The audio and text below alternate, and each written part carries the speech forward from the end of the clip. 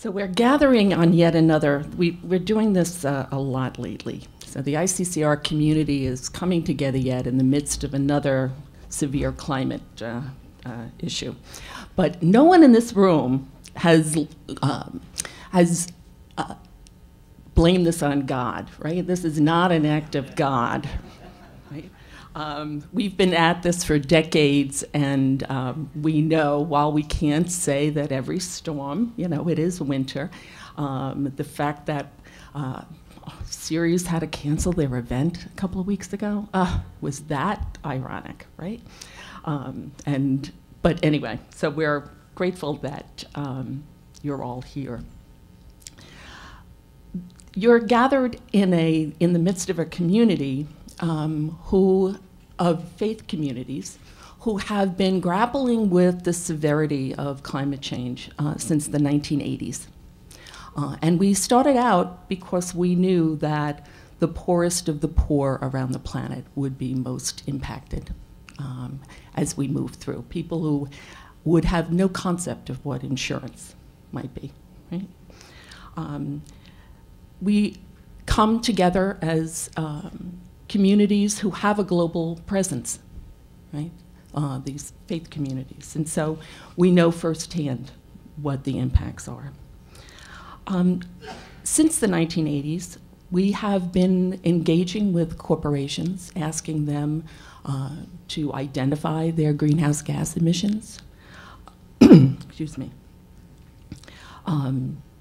to disclose climate risk, to work on efficiencies, to invest in new technologies, and to actually have business plans. We've been asking this for almost 10 years. What's your business plan and your reduction goals to bring down your greenhouse gas emissions, not only in operations, but in product? That we thought would be a tough thing to do, and now we have hundreds of companies who have greenhouse gas emission goals.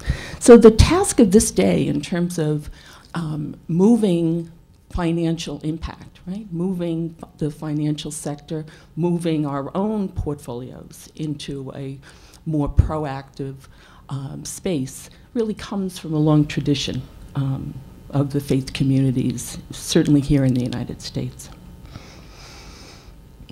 The engagement with our companies has really helped us to create the market opportunity and also understanding among companies that the future really requires this kind of transition. We know that the Earth calls us to be about changing energy markets and financial markets. That's our task today. That's a profound task.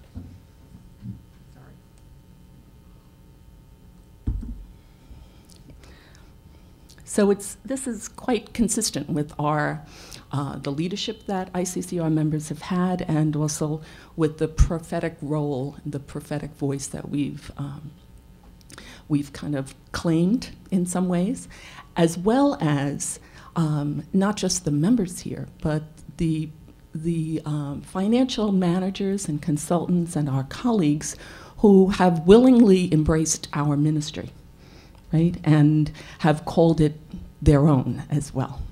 So we're so grateful that we really are one community coming together here. The whole portfolio approach in terms of this positive investment is also very critical. We've come from the last couple of years of some conversation and questions around divestment.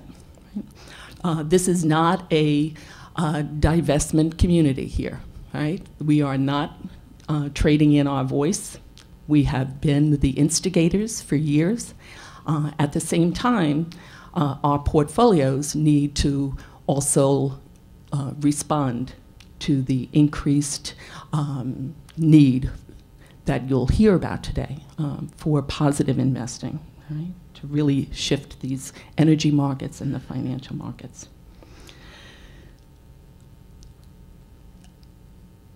Mary Beth Gallagher, who is so responsible for this day, has reminded us, right, of, or reminded me of the work that we did back when ICCR was founded, right? Our first shareholder resolution asked General Motors to leave South Africa, right? That was not a divestment strategy. We were asking companies to leave, right? So when Nelson Mandela, 20 years or more later, acknowledged the power of the ICCR members, he also then challenged us, as we were already preparing, to work with companies as they moved back into South Africa, and then on the investment strategies for responsible reinvestment, which gave birth to shared interest, run by Donna Katzen, who used to do our South Africa work. So this is somewhat similar, right? And then not. Right? But I think if I could just read a brief quote from the Earth Charter, which comes from all faith traditions, and certainly echoes what those of us in the room who do responsible investing and values-based investing care about.